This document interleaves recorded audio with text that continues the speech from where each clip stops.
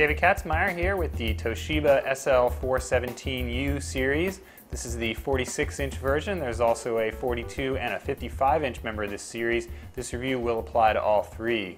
This TV is a relatively inexpensive example of one with edge-lit LED backlighting as well as internet connectivity. Those are the two big step-ups on this set. The edge lighting allows it to be extremely slim when seen from the side. It's just barely over an inch deep. The TV has minimal aesthetics all around. The edge of the screen has this really nice thin bezel. There's also a little bit of glossy black down here and very little other kinds of accents. So all told, it's one of the more unassuming and all-picture TVs we've tested this year.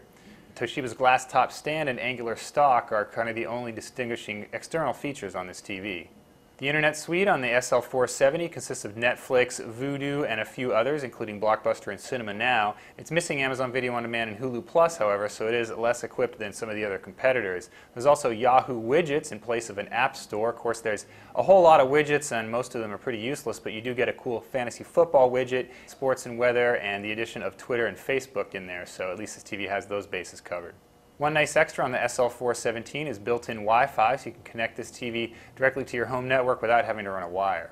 The back panel is pretty well equipped. It includes 4 HDMI inputs in addition to 2 composite and 1 component video input plus a PC input. You're going to have to use breakout cables for those analog connections though, because the back is so slim.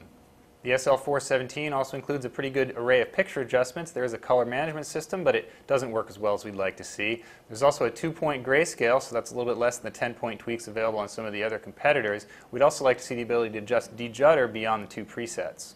In the lab, the SL417U proved to be one of the less impressive LEDs we've seen this year. Its main weakness was a variable backlight that evinced pretty good black levels when the scenes were dark, but in mixed scenes, which comprise the majority of content, those black levels lightened up to be among the worst we've seen this year on LED TVs. Color was also a little bit washed out because we had to dial it down due to improper color decoding. On the flip side, this TV does have pretty good video processing and preserved 1080p 24 well, and in bright rooms, the matte screen is a real asset. Like most edge-lit sets, however, it does have relatively bright edges compared to the middle, so uniformity sticklers will probably want to look elsewhere. That's a quick look at the Toshiba SL417U series, and I'm David Katzmeyer.